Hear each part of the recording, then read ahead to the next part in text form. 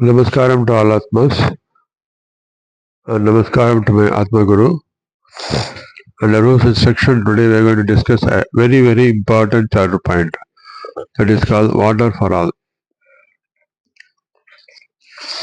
India is an agriculture country and it's a monsoon. It depends on the monsoon. That is, most of the agriculture states where they depend on monsoon rains for their survival. Especially in the delta region, if there are good rains, the cultivation is good. If there is a drought, they suffer. If there is a heavy rain, they floods. Well, because of floods also, the crops get destroyed. Especially in Vidarbha region, if you see, when there is a heavy floods or when there is a heavy drought, when crops fail, the farmers could not able to pay their debt because of which they commit mass suicides. This is happening for many years. All this because of the erratic monsoon conditions on different years, and we could not find a permanent solution for this so far. Since independence, we have been discussing about linking of all rivers, because in India we see in north we have perennial rivers like Ganges, Brahmaputra, Narmada, Mahanadi, Godavari, Krishna, and on the top Punjab, Ravi, Bia, Sarlej. And in the south, we have only one Kaveri, Tungabhadra and Tamarapurni. These are rivers which flow when there is heavy rains. The Kaveri water, we have a lot of dispute between Karnataka and Tamil Nadu for sharing of water. Similarly, in Maharashtra, we have the problem of Narmada water sharing between Maharashtra, Madhya Pradesh, Gujarat and Rajasthan. So, water, the available water sharing, there is a lot of dispute between the states and they could not come to any proper amicable solutions.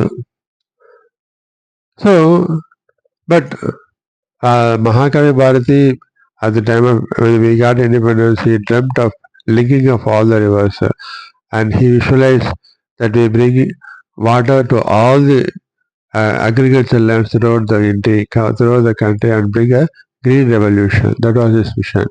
But the dream is still remaining a dream. But is it possible to bring that into reality? Yes. But though the master plan was drawn for several years, but to bring this into reality, the master plan works out to several lakhs of crores to bring this project in reality, especially because they plan for for digging river water beds to bring the Ganga water to Kaveri south and for digging the river water and constructing the river water beds and construction of dams, bridges, culverts and acquisition of land throughout the country for this all involves crores of rupees, lakhs and crores of rupees. And since it involves the participation by all the states, so there is no consensus or will among the states to bring this into reality. And that is the reason still it is remaining as a dream for a common man. But without disturbing anybody, without investing too much on the cost of acquisition of land, construction of dams, construction of bridges, construction of river beds, we can bring this water throughout India in a very simple at minimum cost. This is what La Atma says. How we can bring in, provided there is a people's will, government will, opposition will to achieve this. All the states will should be there. How it is possible is we should, because if you see most of the river waters flows into sea at the end. It's going waste into sea. So ecology is, environmental say for ecology balance the river water should flow into the sea. That's correct, but we are not going to disturb the entire ecology because in most of the land portion, due to want of water shortage, the ecology is disturbed. The groundwater level is coming down. When the groundwater falls, the plates and the ground beneath the ground disturbs, that may lead to various catastrophic earthquake, other things. So water should be there in the ground level to maintain the equilibrium. That is also part of ecological balance. So what Atma Guru says is the water which is flowing into sea, that portion and the coastal region, you should draw a big pipeline, that is 6 feet pipeline like that, a big pipeline. These pipelines should be drawn throughout the entire country. Wherever this perennial rivers are flowing, Ganges flows from Gangotri. From there it flows into various states, that is Uttarakhand, UP, then Bihar, then it comes to Jharkhand, then it goes to West Bengal, then finally merges. Brahmaputra comes from China, Nepal, and similarly Mahanadi, similarly Godavari, Krishna, it travels with several states.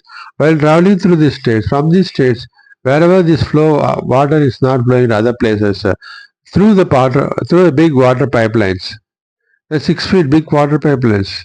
These through pipelines, this water should be taken to various places throughout the state and connect to all the states, because each state is connected with state roadways, national highways, expressways, railways.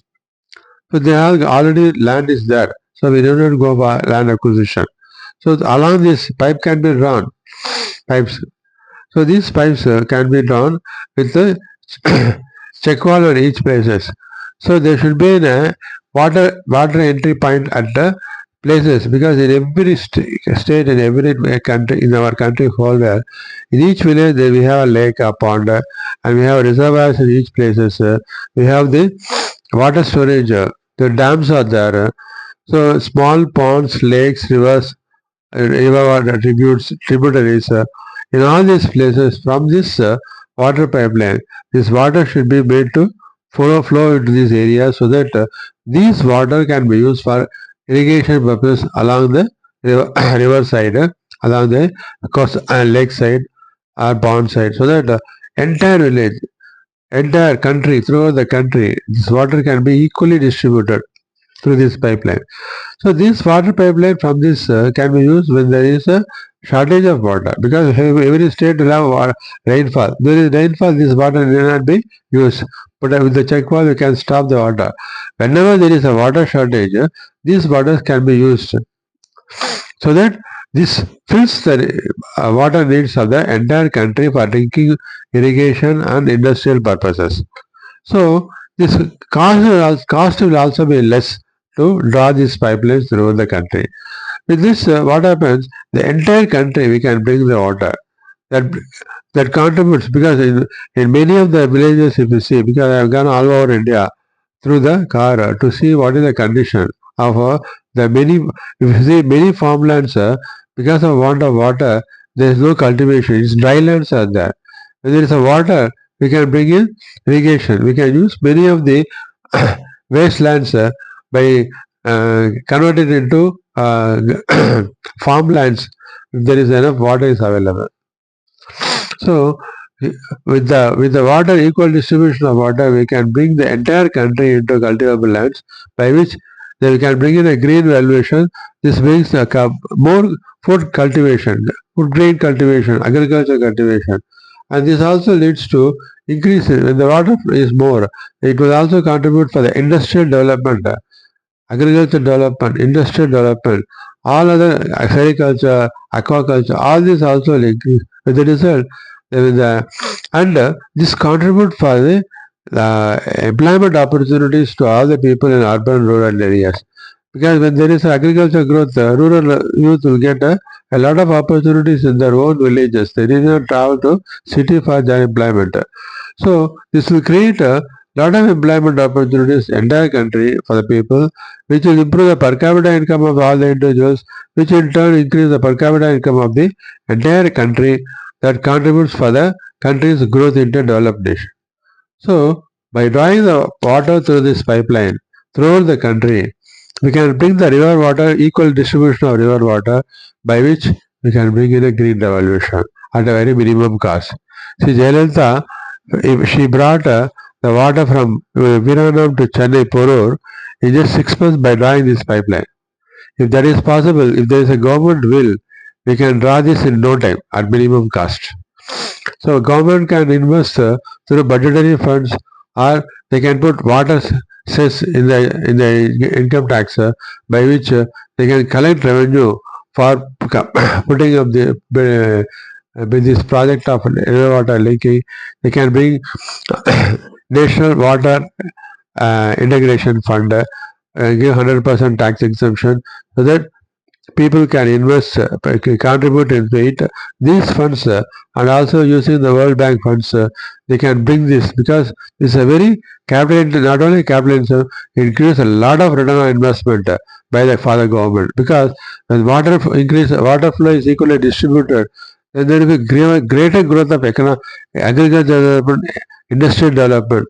This will contribute for the this agriculture industrial growth will contribute for the each individual's per capita income. The entire country will become developed nation in no time. For this, the government should take the will. There should be a strong will among the government to implement it. So we have to, as a common man, we have to raise our voice to make the government implement it.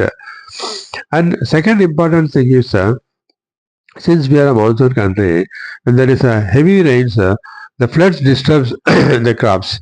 When there is a drought, it brings cracks in the land, and there is a entire crop fails, and there is no crop cultivation at all.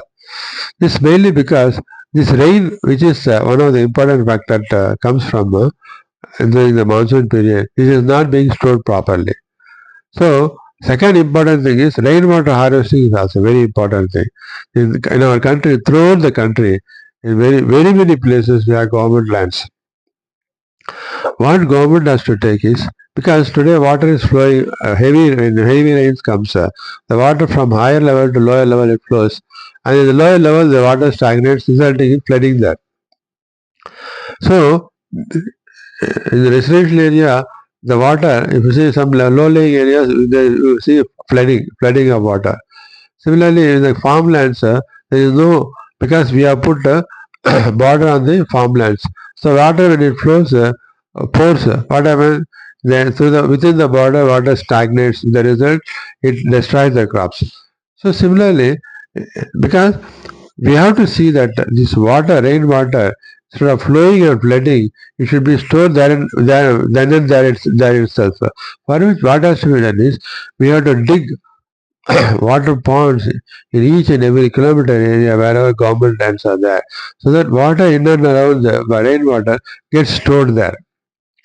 So when the water gets stored, it increases the groundwater level in the entire area.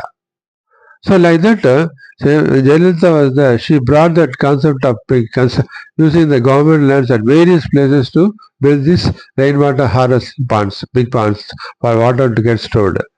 And similarly, she made it mandatory for all the people to implement rainwater harvesting in their houses, so that water will not go waste outside. Each and every house they store their rainwater inside themselves, into their wells. So, if that is done by all the people, and if that is being done by government in all the wastelands and government lands to dig a pond, and each pond can be linked, and this water can be taken to a reservoir for storing, where there is a dam. In reservoir, these waters can be stored, and from there you can release the water in a slow way to the entire country, entire place for irrigation purposes whenever it is required. So these ponds, each and every pond, wherever water is stored, they should be connected through a pipeline, and this pipeline can be taken to this water purifying plant for to use it for drinking purposes, or it can be taken to a nearby reservoir to store it. So by this way, what we can do is we can avoid flooding of water, and we can conserve the water. And this conservation of water improves the groundwater level. So what happens when there is no rain, or during the summer season, when there is a groundwater level is good, so that water can be used for each and every people in their own land. They have borewells. That borewell water can be used for their drinking and the irrigation purpose also. Of course, we have drawn out that river water leaking through that pipeline. That water comes. So that water and the rainwater harvesting, these two, when if we do proper integration, we can ensure that the rainwater is properly utilized and the river water is properly utilized at all times, and we can avoid flooding and wastage of crops. Every year we spend crores of rupees for flood relief, crores of rupees for drought relief. These things can be avoided if these rivers and river water and rainwater is properly integrated. And this can bring a green revolution. This improve the industrial and agriculture development.